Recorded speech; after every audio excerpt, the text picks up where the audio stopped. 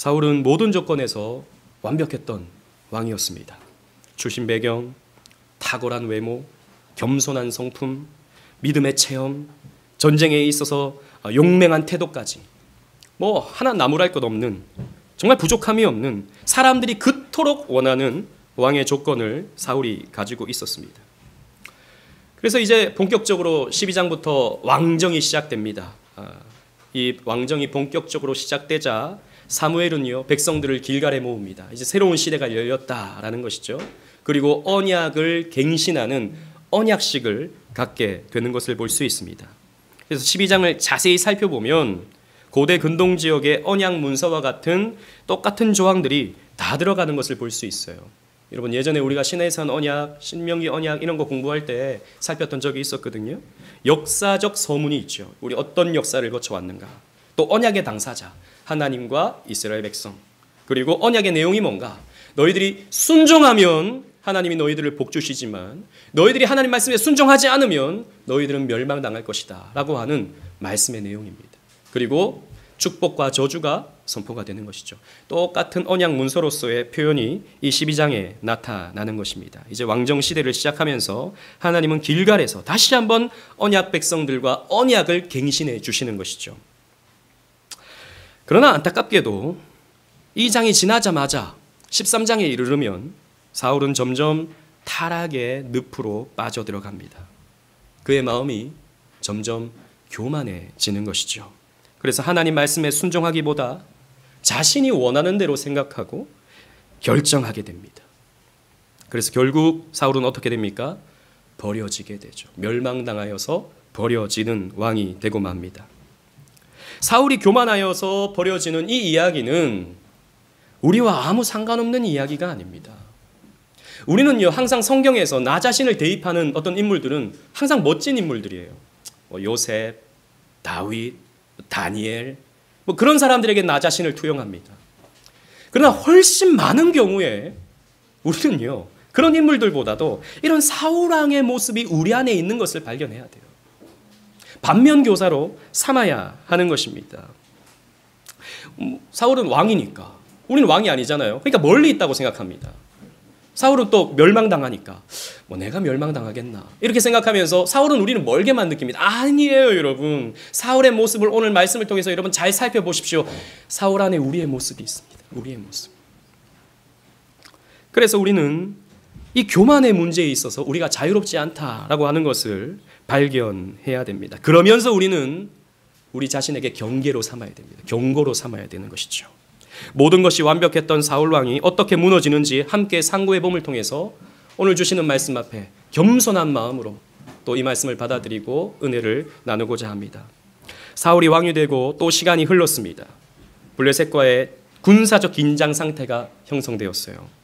사울의 아들 요나단에 이끄는 군대와 블레셋 군대가 이 소규모 충돌이 있었던 것입니다. 국지전이 일어났던 것이죠. 그런데 이 국지전이 나중에 이제 확전이 되어서 큰 전쟁까지 이제 일어나게 된 것입니다. 이때 당시 사울의 군대는 3,000의 숫자를 가지고 있었어요. 3,000명의 군사. 좀 적죠. 이 고대 시대에 우리 이전에 봤던 전쟁들과 비교했을 때 3,000은 굉장히 적은 숫자입니다. 이것은 아마도 사울의 상비군이었을 것입니다. 항상 이제 전쟁을 대비하는 상비군. 이때 당시에는 이제 전쟁이 일어나면 그때 사람들이 막 모여서 군대를 형성하죠. 그래서 몇만의 군대를 이루기도 하지만 이때 당시에 사울의 군대는 3,000밖에 되지 않았다라는 것입니다. 하지만 블레셋의 군대는요, 13장 5절 말씀 보면 병거가 3만이고 마병이 6천이었습니다. 비교가 안 되는 것이죠. 블레셋의 군대는 마치 해변의 모래와 같이 많았다라고 기록하고 있습니다. 셀 수가 없이 많은 그런 군대였다라는 것입니다. 그리고 이 블레셋은요, 이때 당시에 이미 철기 문화를 가지고 있었어요. 그러니까 철제 무기를 가지고 있었습니다. 이스라엘은 그렇지 않았어요. 아마도 청동기 무기를 가지고 있었을 겁니다. 여러분, 우리가 역사 시간에 봤지만 청동형, 비파형 동검 이런 거 보십시오. 이걸로 사람을 죽이기가 쉽지 않습니다. 이걸로 사람을 때리면 때렸지 이 사람을 해하기가 쉽지 않아요. 근데 철은 그렇지 않죠. 굉장히 가볍고 굉장히 잔인한 무기가 될 수 있는 것입니다. 13장 말미에 보면 이스라엘은 아직 철을 다룰 수 있는 기술이 없었다라고 하는 표현이 나와요. 하지만 블레셋은 달랐습니다. 모래와 같이 수많은 군대를 이루고 있었고 그들은 칼로 된 무기를 가지고 있었지만 이스라엘은 철로 된 이 칼은 오직 사울과 요나단만이 가지고 있었어요.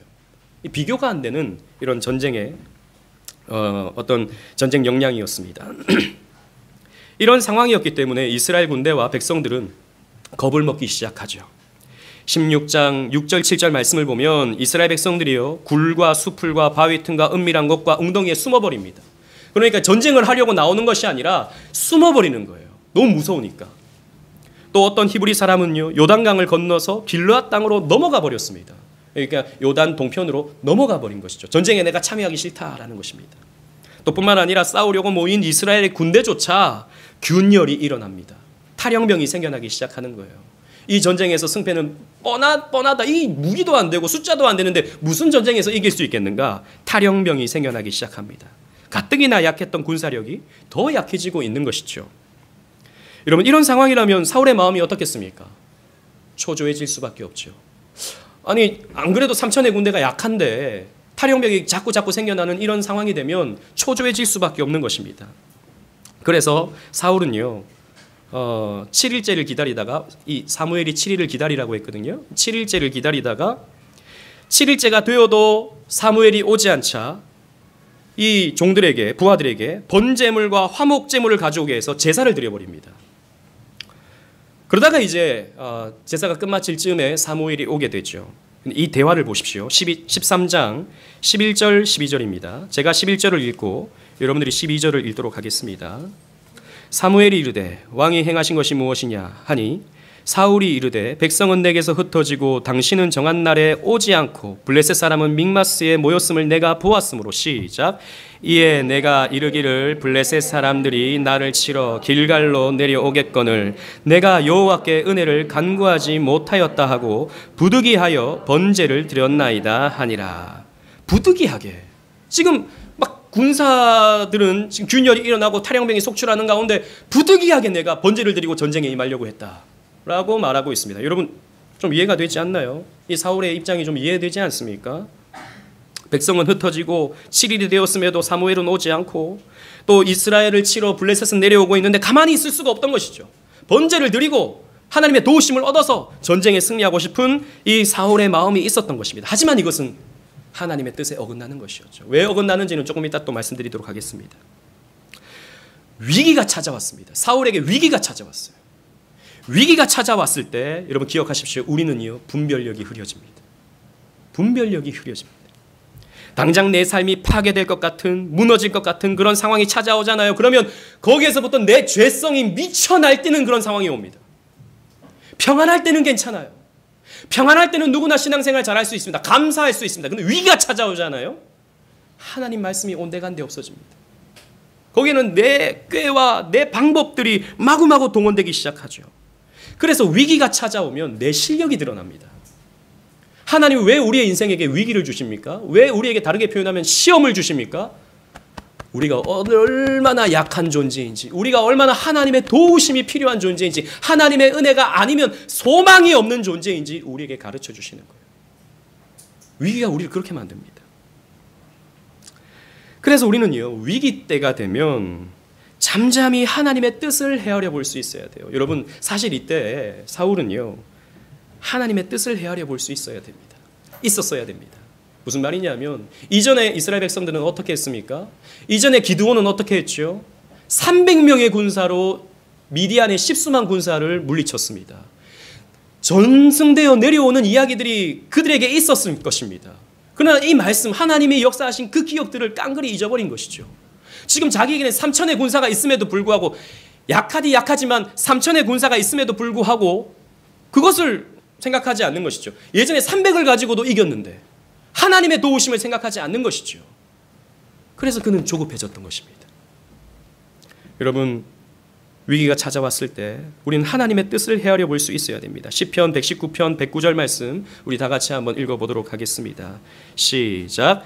나의 생명이 항상 위기에 있사오나 나는 주의 법을 잊지 아니하나이다. 아멘. 위기가 찾아올 때 우리는 하나님이 무엇을 말씀하셨는가, 이런 위기 때에 내가 어떻게 하나님의 뜻을 바라보면서 순종해야 하는가, 그것을 우리는 생각해야지, 내 생각과 내 판단과 내 꾀를 가지고 문제를 해결하려고 하면 더 큰 문제가 우리에게 찾아온다라고 하는 사실을 우리는 기억해야 됩니다. 그런데 여러분 생각해 보십시오. 기다리다 못해 번제와 화목제를 드린 것이 왜 잘못입니까? 그럴 수 있잖아요. 하나님은요, 전쟁을 앞두고서 번제와 화목제를 드리라고 명령한 적이 없습니다. 이스라엘 백성들은 언제 번제와 화목제를 드렸죠? 여러분 성경의 기록들을 쭉 보십시오. 전쟁에서 이기고 난 이후에 감사함으로 번제와 화목제를 드린 것을 우리는 볼 수 있습니다. 사울은 이런 것이죠. 스스로 생각하기를 전쟁 전에 하나님께 번제와 화목제를 드리면 하나님이 우리를 더 이기게 해주시지 않을까라고 생각을 한 것입니다. 사실 여러분 성경 기록에 보면 사무엘이 미리 내가 7일에 오겠다라고 얘기한 흔적은 나타나지만 그때 번제와 화목제를 드리자라고 하는 표현은 없어요. 10장 8절에 보면 그와 비슷한 표현이 나오긴 하지만 10장 8절보다는 훨씬 더 시간이 지난 상황이라는 것을 우리는 기억해야 됩니다. 그러니까 사무엘이요, 전쟁을 앞두고서 번제와 화목제를 드리자라고 말한 적이 없어요. 성경 표현에 보면. 그런데 사울은 번제와 화목제를 드리고 전쟁을 시작하려고 한 것입니다. 여러분 여기에서 우리는요, 앞전에 있었던 이가봇 시대에 일어났던 그 일을 기억해야 됩니다. 그 엘리 제사장이 홈리와 비느하스가 블레셋과의 전쟁할 때 뭘 가지고 나갔습니까? 언약궤를 들고 나갔죠. 왜 들고 나갔습니까? 이거 들고 나가면 하나님이 우리를 도와주시지 않을까. 여러분 이런 사고가 뭐라고 그랬죠? 샤머니즘, 주술적인. 여러분 사울의 지금 행태를 보십시오. 빨리 지금 전쟁하기 전에 번제와 화목제를 드리면 하나님이 우리를 좀 더 이기게 해주시지 않을까? 하나님을 이용하려 하는 것입니다. 하나님을 사용하려 하는 것입니다. 마치 하나님을 잘 대접함으로써 하나님께 뇌물을 바쳐 하나님의 도움을 얻으려고 하는, 하나님을 이리저리 자신이 움직이면서 사용하려고 하는 사울의 행태인 것이죠.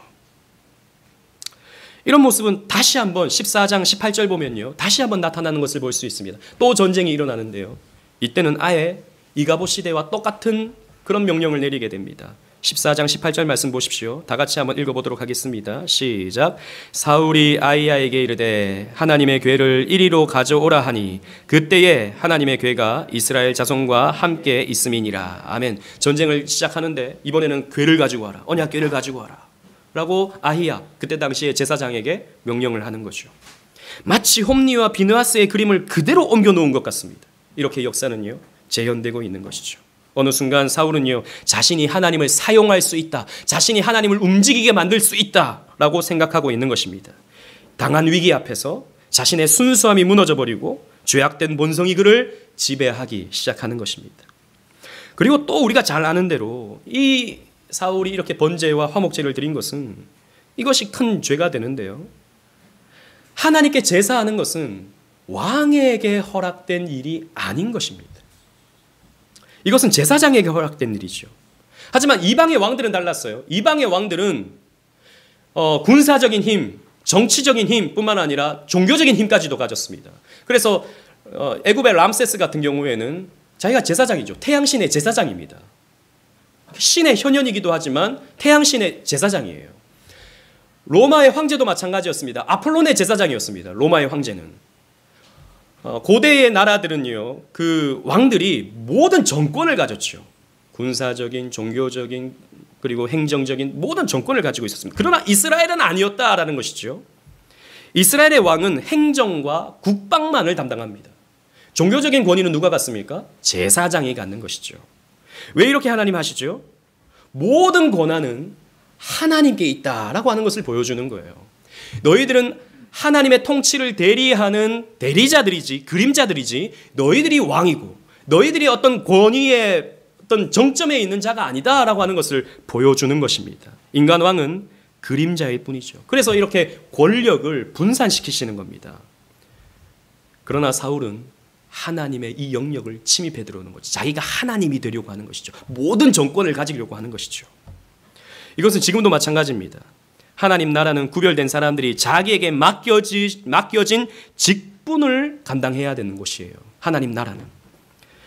여러분, 하나님 나라의 이 땅에서 나타나는 현현의 모습은 교회라고도 볼 수 있습니다. 교회는 각각의 직분들이 각자의 역할들을 감당함으로써 함께 세워지는 공동체죠. 목사는 말씀을 전하는 자로서 역할을 감당해야 되고, 장로는 교회를 돌보고 섬기는 자로서 역할을 감당해야 되고, 집사는 구제와 재정을 담당함으로써 교회를 섬겨야 되고요. 권사는 권면하여 전도하는 자로 맡겨진 구별된 직무들이 다 있습니다.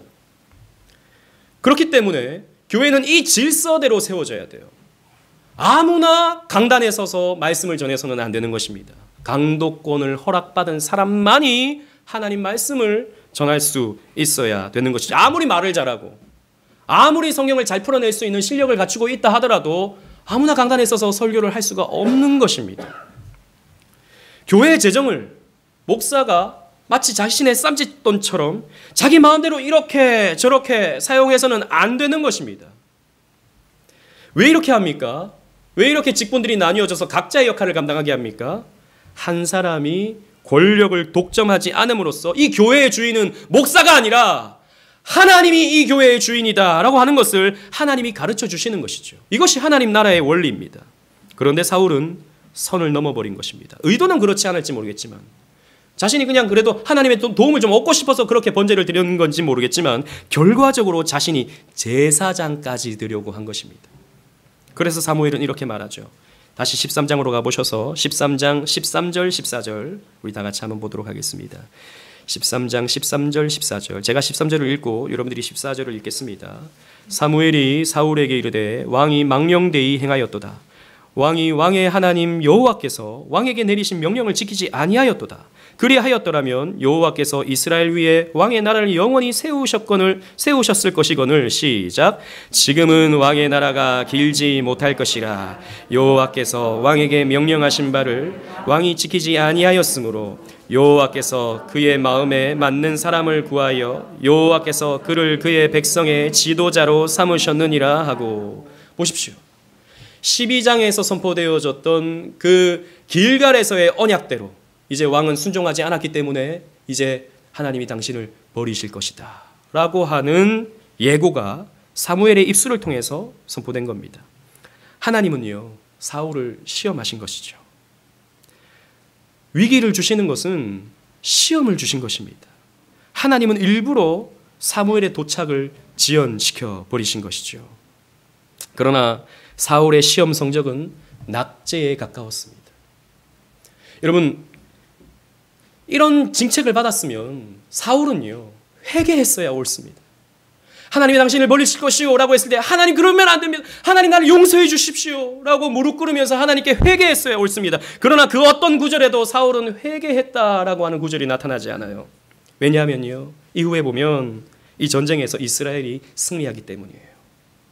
그 이후로도 계속해서 사울은요, 승리합니다. 이게 사울에게 문제가 되죠. 여러분, 왜 승리합니까? 이전에 하나님이 사무엘에게 주셨던 말씀이 있거든요. 사무엘이 사는 날 동안에는 내가 이 백성을 지키겠다라고 하는 말씀을 주신 적이 있었거든요. 그러니까 그런 은혜로 하나님께서 이스라엘을 승리케 해주시는데, 사울은 자기가 승리하니까 자기가 잘해서 그런 줄 알죠. 괜찮은 줄 알죠. 이 정도 죄를 지어도, 이 정도 문제를 내가 일으켜도 그래도 괜찮은 거지 라고 생각을 하게 되는 것입니다. 하지만 그 승리 때문에, 순종하지 않고 얻은 그 승리 때문에 사울은 더 망해갑니다. 여러분 기억하십시오. 순종하지 않고 얻은 승리가 있습니까? 순종하지 않고 얻은 부요함이 있습니까? 그것이 여러분들을 망하게 할 것입니다. 우리는 그때 회개해야 되죠. 15장에 가면 우리는 또 다른 에피소드를 만나게 됩니다. 13장에서 사울의 망령된 제사로 인해 파멸이 예고되었다면 이제 그 파멸이 실행되게 되는 것이죠. 사무엘은 사울에게 하나님의 말씀을 또 이렇게 전합니다. 15장 2절 3절 말씀 한번 보시겠습니다. 제가 2절을 읽고 여러분들이 3절을 읽겠습니다. 만군의 여호와께서 이같이 말씀하시기를 아말렉이 이스라엘에게 행한 일 곧 애굽에서 나올 때에 길에서 대적한 일로 내가 그들을 벌하노니 시작. 지금 가서 아말렉을 쳐서 그들의 모든 소유를 남기지 말고 진멸하되 남녀와 소아와 젖먹는 아이와 우양과 낙타와 나귀를 죽이라 하셨나이다 하니 아멘. 하나님이 아말렉을 심판하기를 원하셨습니다. 여러분 출애굽할 때 이 아말렉이 등장하죠. 이 아말렉은요 이스라엘 백성들이 목이 말라서 갈급했을 때 하나님이 반석을 쳐서 물을 주시는 장면 여러분 아시지 않습니까? 르비딤 사건. 그때 반석에서 터져 나오는 물을 이스라엘 백성들이 마시는데 그때 아말렉이 뒤에서 이스라엘을 공격하죠. 그래서 전쟁이 일어나는데 모세가 손을 들면 이스라엘은 이기고 손을 내리면 아말렉이 이기게 되죠. 그래서 아론과 훌이 그 모세의 손을 바치는 그 장면 여러분 기억하실 것입니다. 그때 싸웠던 대상이 아말렉인데요. 하나님이 그때 뭐라고 말씀하셨냐면 출애굽기 17장 16절에 보면 아말렉은 이스라엘의 영영한 대적이 될 것이다. 저들은 계속해서 싸울 것이다 라고 말씀을 하셨어요. 이제 그때 죄를 물어서 사울을 통해 심판을 하시는 겁니다. 사울을 통해서. 그러면서 하나님은요 아말렉을 진멸하라 라고 말씀하세요. 하나도 남기지 마라. 사람도 짐승도 그 어떤 전리품도 남기지 말고 다 진멸하라 라고 말씀을 하십니다.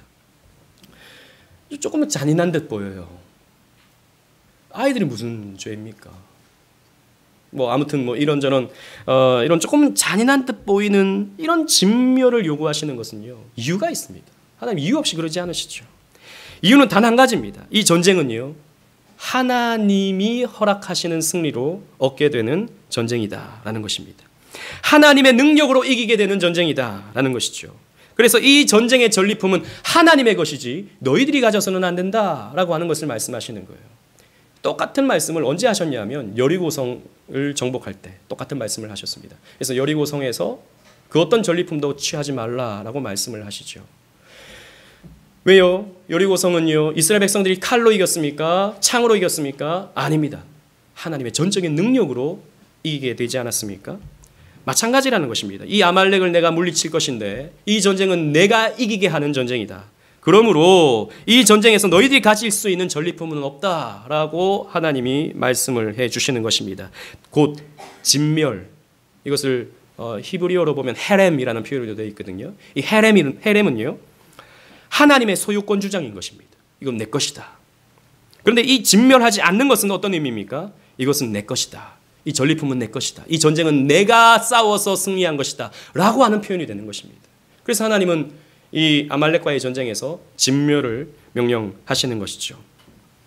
그러나 사울은 순종하지 않습니다. 15장 8절 9절 말씀을 보십시오. 8절 9절. 제가 8절을 읽고 9절을 여러분들 읽겠습니다. 아말렉 사람의 왕 아각을 사로잡고 칼날로 그의 모든 백성을 진멸하였으되 시작. 사울과 백성이 아각과 그의 양과 소의 가장 좋은 것과 또는 기름진 것과 어린 양과 모든 좋은 것을 남기고 진멸하기를 즐겨 아니하고 가치 없고 하찮은 것은 진멸하니라. 아멘. 보십시오. 사울은요 아각을 사로잡습니다. 이 당시 아말렉의 방백이거든요. 이 아각을 사로잡습니다. 그리고 가장 좋아 보이는 것들은 남겨둡니다. 쓸모없는 것, 약해 보이는 것, 이런 것들만 진멸하는 거예요. 여러분 왜 그랬을까요? 왜 사울이 이것을 남겨뒀을까요? 나중에 이제 사울이 핑계하기를 내가 이거 제물로 드리려고 했다라고 말하죠. 그러나 여러분 왜 그랬을까요? 그건 핑계일 뿐입니다. 왜 그랬을까요? 자신의 전리품을 백성들에게 보여주고 싶은 것이죠. 과시하고 싶은 것입니다. 여러분 고대 시대 때 전쟁하고 나면 개선행진을 합니다. 왕이 앞장서고 이제 군사들이 뒤서고 그 다음에 노예들이 따라오고 그 다음에 전리품들을 잔뜩 실은 수레들이 따라오죠. 그래서 왕을 찬미하는 겁니다. 왕을 높이는 겁니다. 우리 왕이 승리했다라고 사람들이 환호를 해주는 겁니다. 사울은요 그것을 원했는지 모르겠습니다. 내가 승리해서 이 정도 가져왔다. 백성들아 봐라. 내가 왕인데 너희들에게 이런 승리를 주었다. 라고 하는 것을 과시하고 싶었던 것이죠.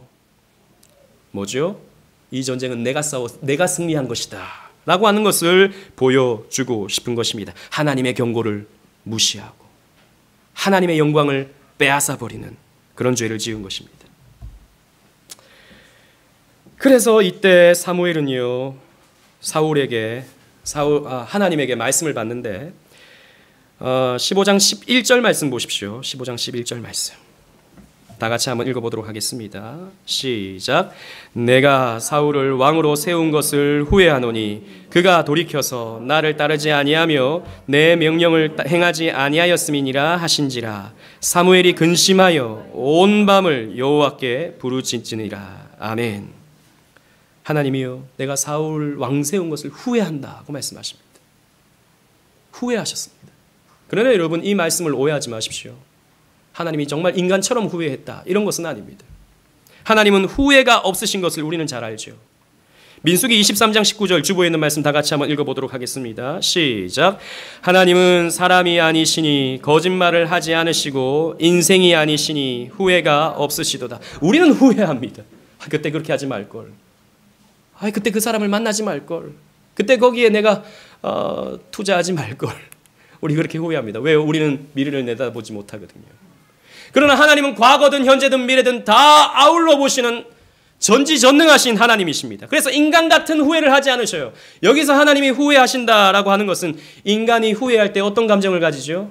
안타까운 마음, 슬퍼하는 마음을 가집니다. 하나님이 그런 마음을 가지셨다라는 거죠.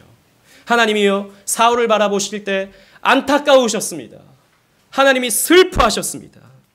여러분 이것을 우리는요 신학적인 표현으로서 신인 동형 동성론적인 표현이라고 말합니다. 즉 인간이 가질 수 있는 감정의 표현을 하나님이 표현하시는 거예요. 하나님은 그 감정을 우리의 말로서는 표현할 수 없거든요. 그래서 인간의 표현을 하나님이 차용해서 사용하시는 것입니다.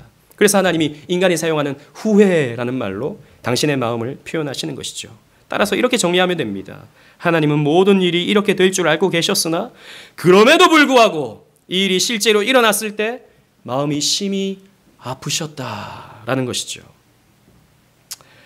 그래서 사무엘은요 사울을 찾아갑니다. 그런데 사울이 얼마나 뻔뻔한지 여러분 보십시오. 15장 13절. 사무엘이 사울에게 이른즉 사울이 그에게 이르되 원하건대 당신은 여호와께 복을 받으소서 내가 여호와의 명령을 행하였나이다 하니라고 합니다. 사울이 그냥 사무엘이 왔다고요. 사울에게 왔는데 사무엘 당신 복 받으십시오. 내가 하나님의 명령을 행했습니다. 아무 말 안 했는데 자기 혼자 설레발을 치고 있는 것입니다. 너스레를 떨고 있는 것이죠. 뭔가 마음에 찔리는 게 있었던 것입니다. 뭔가 마음에 걸리는 게 있었던 것이죠.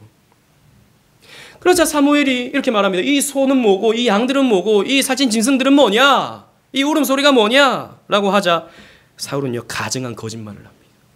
15절 말씀 보십시오. 다 같이 읽어보도록 하겠습니다. 15절 시작. 사울이 이르되 그것은 무리가 아말렉 사람에게서 끌어온 것인데 백성이 당신의 하나님 여호와께 제사하려 하여 양들과 소들 중에서 가장 좋은 것을 남김이요 그 외의 것은 우리가 진멸하였나 하는지라. 보세요. 자기가 끌어왔으면서 무리가 사람들이 끌고 온 것입니다. 책임 전가를 하고 있죠.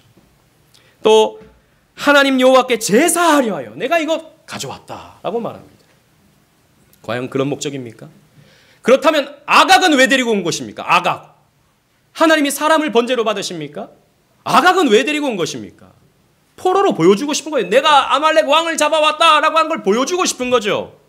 가증한 거짓말을 하고 있는 것입니다. 사울의 말에는 일관성이 없어요. 이러한 사울의 죄 앞에서 사무엘은 하나님의 심판의 말씀을 선언합니다. 22절, 23절 말씀 보십시오. 제가 22절을 읽고 23절 여러분들이 읽겠습니다. 사무엘이 이르되 여호와께서 번제와 다른 제사를 그의 목소리를 청종하는 것을 좋아하심이 같이 좋아하시겠나이까? 순종이 제사보다 낫고 듣는 것이 순양의 기름보다 나으니. 시작.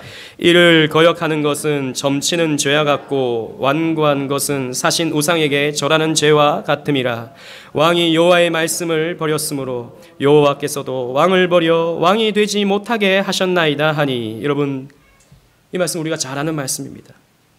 순종이 제사보다 낫습니다. 듣는 것이 순양의 기름보다 낫습니다. 당신 하나님께 번제를 드린다고요? 아니요. 하나님은 순종을 원하십니다. 하나님은 이런 짐승을 원하시는 게 아닙니다. 하나님은 당신이 순종하기를 원하십니다. 그런데 왜 이런 망령된 짓을 행했습니까? 당신이 한 일은 우상 숭배와 같습니다. 이렇게 말하고 있는 것이죠. 여러분 기억하십시오. 우리의 이 예배적 행위를 하나님께서 기뻐하시는 것이 아닙니다. 우리가 이 자리에 앉아있는 것을 하나님께서 기뻐하시는 것이 아닙니다.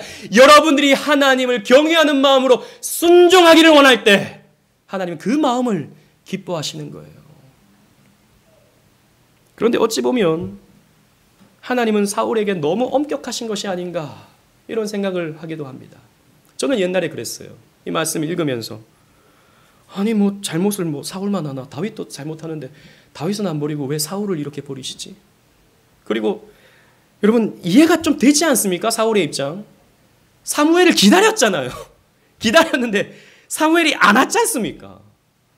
전쟁은 막 일어날 것 같고 그러니까 빨리 번제 드리고 빨리 전쟁하려고 했던 이 사울의 마음이 여러분 이해되지 않으시나요? 또 여러분 저와 여러분들도 좀 자기를 과시하고 싶은 마음이 있잖아요. 사람들이 나를 좀 알아줬으면 좋겠고 내가 뭔가 좋은 일이 있을 때 사람들이 막 그런 것들을 좀 부러워해 줬으면 좋겠고 저는 그런 마음이 있거든요. 여러분 없으세요? 있잖아요. 그렇게 하기 위해서 때로는 하나님의 말씀이 이거 안 된다라고 하면서 아는 거 알지만 그런데 내 욕심 때문에 그것을 어기고 이렇게 결정해서 할 때가 여러분 있지 않습니까? 저는 사울의 입장이 이해가 돼요. 우리는 이 정도쯤은 좀 괜찮지 않을까 이런 생각이 듭니다. 여러분 왜 그렇죠? 왜 그렇죠? 이런 사울의 죄가 우리 안에 득실득실하다라는 것이죠. 사울의 모습 속에 우리의 모습이 있다라는 것입니다. 그래서 우리도 이 정도 죄를 짓는 데는 익숙하고요. 이 정도는 아무렇지 않게 이미 짓고 있습니다. 그런데 여러분 이 두 에피소드에서 공통적으로 드러나는 사울의 죄가 여러분 뭔지 발견하셨습니까? 이 죄의 궁극적인 실체는 바로 교만입니다. 교만. 왕이 되어 왕관을 쓴 사울은 점점 교만해져 가고 있죠. 자기가 왕이라면 제사장의 임무 정도는 뭐 해도 되는 것 아닌가? 라고 생각을 하는 것입니다. 내가 왕이라면 백성들의 지지를 얻기 위해 전리품쯤은 좀 챙겨도 되는 것이 아닌가? 이런 생각을 하는 것입니다. 내가 왕인데 내가 내 지혜로운 나라를 얼마든지 이렇게 저렇게 통치할 수 있는데 왜 하나님은 자꾸 성가시게 이래라 저래라 저 사무엘을 보내가지고 이거 하지 마라 이거 해라 왜 나를 자꾸 간섭하고 왜 나를 자꾸 조종하려 드는가? 나는 내가 하고 싶은 대로 좀 하고 싶은데 내가 해서 백성들에게 와 사울 참 우리를 잘 다스린다 이런 말을 좀 듣고 싶은데 왜 자꾸 나에게 이래라 저래라 간섭하시는가? 하나님 너무 성가시다. 이런 생각을 하고 있는 것입니다. 은근히 대놓고 말은 안 하지만 하나님보다 자기가 더 지혜롭다고 생각하는 것이죠. 나도 알아서 할 수 있는데 왜 자꾸 이래라 저래라 말씀하시는가? 여러분 이것이 누구의 죄였습니까? 바로 아담의 죄였습니다. 선악과를 먹으면 하나님은 죽는다고 말씀하셨어요. 그런데 뱀의 말을 듣고 보니까 안 죽을 것 같아요. 내가 생각할 때는 안 죽을 것 같아요. 오히려 하나님과 같이 될 것 같아요. 이전에는 하나님이 이게 선하다 그러면 그게 선한 거고 하나님이 이건 악하다 그러면 악한 거였는데 내가 굳이 왜 그렇게 생각해야 되지? 내가 판단하고 싶어. 선악과를 따먹은 것입니다. 이게 아담의 교만이었습니다. 그 이후로 아담은 전적으로 부패하게 되죠. 지성과 감성과 의지가 다 부패해버렸습니다. 그래서 여러분 이 교만이라고 하는 것이 우리의 모든 죄의 시작점이라는 것을 알아야 됩니다. 우리를 망하게 만드는 우리를 죽이는 가장 무서운 죄가 교만이라는 것을 알아야 됩니다. 우리 안에 있는 바로 이 교만이요. 저와 여러분들 안에 있는 득실득실하는 이 교만이요.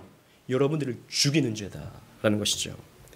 그래서 신원화 교수님이 쓰신 죽음에 이르는 7가지 죄라는 책의 첫 번째 챕터가 이건 교회사 속에서 항상 그렇게 봐왔던 것들입니다. 교회 역사 속에서 죽음에 이르는 7가지 대죄라고 하는 조항들이 있었거든요. 그 죄 가운데 첫 번째가 바로 교만이다라고 가르쳐주고 있는 것이죠. 여러분 오늘날 우리 안에 들어온 가장 무서운 것이 무엇입니까? 우리 오늘날 이 신앙생활 할 때 가장 무서운 이런 모습들이 무엇입니까? 교회를 벗어나서 자기 마음대로 신앙생활 하려고 하는 사람들이 점점 많아지고 있다라는 것이죠. 하나님은 여러분들을 양육하게 하기 위해서 하나님은 여러분들을 믿음으로 보호하게 하기 위해서 교회라는 울타리를 허락해 주셨어요. 명령해 주셨어요. 그리고 목사라고 하는 이 이끄는 지도자를 하나님께서 허락해 주신 것입니다. 교회라는 시스템. 예수님께서 자신의 피값으로 사신 이 교회를 우리에게 주셨다고요. 그런데 오늘날 사람들은 유튜브 몇 개 보고 책 몇 권 읽고 그 다음부터는 교회를 우습게 보는 사람들이 적지 않습니다. 자기가 교회를 판단해요. 자기가 교회에 점수를 매깁니다. 자기가 설교자들을 평가하기 시작합니다. 이 목사는 저게 문제고 저 목사는 저게 문제야. 그러다 보니까 갈 교회가 없어요. 이 교회에 잠깐 있었다가 저 교회에 잠깐 있었다가 계속해서 뺑뺑뺑뺑 돌 수밖에 없습니다. 어딜 가도 만족이 안 되죠. 왜? 내가 왕이거든요. 내가 목사예요. 내가 장로입니다. 성경 보고 책 읽고 내가 나를 가르칠 수 있는데 내가 왜 목사에 굳이 이래라 저래라 하는 권면을 받아야 돼? 싫다 이거죠. 내가 왜 교회라는 시스템 울타리 안에서 내가 이거 하세요 저거 하세요 왜 이런 시시콜콜한 지시를 받아야 돼? 저 사람들 보니까 이것도 모르고 저것도 모르는 것 같은데. 유튜브 몇 개 보고 다 아는 줄 압니다. 책 몇 권 보고 자기가 다 아는 줄 압니다. 제가 어떤 목사님한테 참 웃긴 얘기를 들었는데 요즘 사람들이요 병원 가도 그런데요. 유튜브 몇 개 보고 자기가 진단 다 내리고 의사 찾아가는 겁니다. 의사가 요거 한번 처방 받아보세요. 이거 좀 해보세요. 아니에요. 그거 말고 이거 처방해 주세요. 이런데요 요즘에. 사람들이 유튜브 몇 개 보고 자기가 의사보다 더 똑똑한 줄 아는 것입니다. 그래서 막 자기가 마음대로 처방 내리고 자기가 마음대로 한다는 것이죠. 위험합니다. 얼마나 사람을 위험하게 만드는지 모르죠. 교회도 똑같습니다. 제가 자주 들었던 말이 그런 거예요. 목사님 알아서 할게요. 도대체 뭘 어떻게 알아서 한다는 말이죠. 여러분 우리는 죄인이에요. 우리가 알아서 하잖아요. 그럼 우리 안에서 나오는 것은 다 죄투성일 뿐인 것입니다. 자기 마음대로 자기 소견대로 하고 싶은 마음뿐이에요. 점점 그러면서 자기 중심적인 신앙이 되고 말죠. 우상을 만들어냅니다. 자기라는 우상을 만들어내요.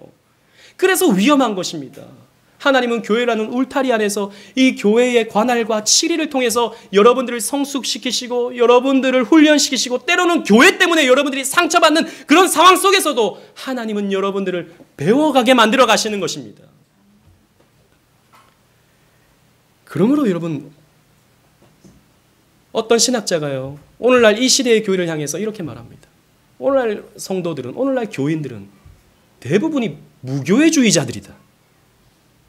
교회는 다니곤 있는데 교회 관할을 받지 않으려고 해요. 무교회주의자들. 우리는 따갑게 들어야 될 말인 것입니다. 그러다가 멸망을 당하는 것이죠. 하나님은 사울 왕을 세운 것을 후회하셨습니다. 다시 말하면 사울의 교만을 보고 마음이 아프셨습니다. 여러분 하나님의 마음을 아프게 하지 마십시오. 여러분들의 그 교만한 마음 때문에 여러분들이 알아서 판단하고 알아서 결정하는 그 교만한 마음 때문에 하나님을 마음 아프게 하지 마십시오. 하나님은요 결국 사울을 버리셨습니다. 무서운 말씀이죠. 그러나 여러분 교만한 우리를 하나님이 버리진 않으십니다.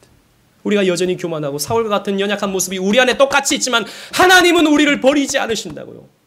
왜 사울은 버리고 왜 우리는 버리지 않으십니까? 우리 대신 그리스도께서 버려주셨거든요. 우리 대신 우리의 교만함 때문에 예수님께서 대신 아버지께로부터 버려지셨습니다. 그래서 예수님께서 십자가에 달리셨을 때 엘리 엘리 라마 사박다니라고 외치셨습니다. 나의 하나님 어찌하여 나를 버리셨나이까. 왜 버려지셨죠? 죄 없으신 겸손하신 예수님께서 왜 버려지셨습니까? 저와 여러분들의 교만함 때문에. 그래서 저와 여러분들은 실제로 이런 교만한 마음이 있지만 사울보다 더 교만한 마음이 우리 안에 득실득실하지만 버려지지 않습니다. 그러나 이 십자가의 은혜를 체험한 사람은 이 예수님의 이 사랑을 마음에 담아본 사람은요 이 은혜에 감사해서 더욱 겸손하려고 하고요 더욱 하나님 말씀 앞에 순종하려고 합니다. 이것이 성도의 삶이죠. 베드로전서 5장 5절 우리 다 같이 한번 읽어보도록 하겠습니다. 베드로전서 5장 5절입니다. 주보에는 말씀 시작. 젊은 자들아 이와 같이 장로들에게 순종하고 다 서로 겸손으로 허리를 동이라. 하나님은 교만한 자를 대적하시되 겸손한 자들에게는 은혜를 주시느니라. 아멘. 젊은 자들아 혈기 있는 자들아 장로들에게 순종하라 말씀을 전하는 장로, 교회를 다스리는 장로에게 순종하고 겸손함으로 서로를 섬겨라 라는 것입니다. 겸손한 자에게 하나님께서 은혜를 베풀어 주시는 것입니다. 여러분, 그래서 여러분들에게 정말 하나님의 은혜가 있다면, 십자가의 은혜가 여러분들의 마음속에 담겨져 있다면 교회의 질서 앞에 순종하십시오. 교회의 관할과 치리 앞에 여러분 순종하셔야 됩니다. 오해하지 마십시오. 저라는 목사 개인에게 순종하라는 말이 아닙니다. 이 교회라고 하는 이 교회의 질서 앞에 우리는 순종할 수 있어야 한다라는 것입니다. 우리 주님께서 순종의 본을 보여주셨잖아요. 그분은 하나님이셨지만, 그분은 하나님과 동등하셨지만 아버지께 순종하셨습니다. 이 그리스도 안에 있는 사람은 순종의 표징이 나타나는 것입니다. 겸손하게, 교만하지 말고 순종하면서 하나님의 은혜를 듬뿍듬뿍 받아 누릴 수 있는 우리 오직은혜교회 모든 성도님들 되시기를 주님 이름으로 축원합니다. 아멘.